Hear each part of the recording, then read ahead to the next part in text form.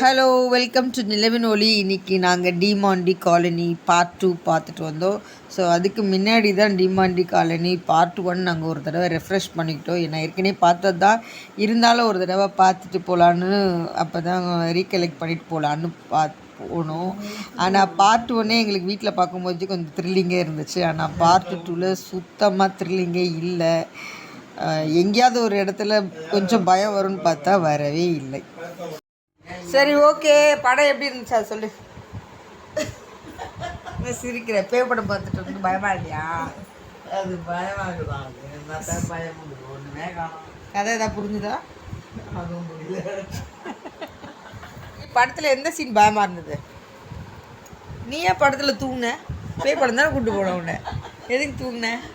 நல்லா இல்லை, தூங்கிட்டேன். நல்லா இல்லையா? அப்படிலாம் சொல்லம்மா. உனக்கு புரியலையா படம்? சரி, ஏதாவது ஒரு சீன்